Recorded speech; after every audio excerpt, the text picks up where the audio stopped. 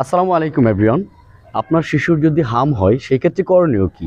যদি আপনার শিশু হামে আক্রান্ত হয় তাহলে খুব দ্রুত আপনার শিশুকে অন্য স্বাভাবিক শিশু থেকে খুব দ্রুত আলাদা করতে হবে এবং অতি দ্রুত নিকটস্থ স্বাস্থ্যকেন্দ্রে আপনাকে যোগাযোগ করতে হবে এবং খুব দ্রুত ডাক্তারের পরামর্শ নিন।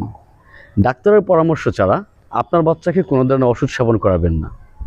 পাশাপাশি হচ্ছে যেসব বাচ্চা বুকের দুধ খায় তাদেরকে নিয়মিত বুকের দুধ খাওয়ান এবং পর্যাপ্ত পরিমাণ পানি পান করান।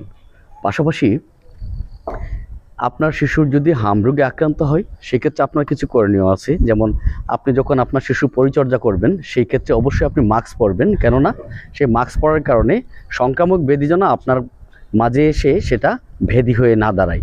পাশাপাশি হচ্ছে আপনার শিশুকে যখন আপনি পরিচর্যা করবেন, পরিচর্যার আগে এবং পরিচর্যার পরে আপনি খুব ভালোভাবে আপনার হাত ধুয়ে নেবেন।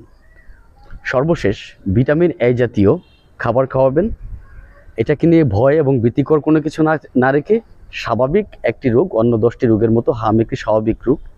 এটা নিয়ে অতিরিক্ত টেনশন এবং বিচলিত হওয়ার কিছু নেই। সেবা নিন, সুস্থ থাকুন, ভালো থাকবেন সবাই। আসসালামু আলাইকুম।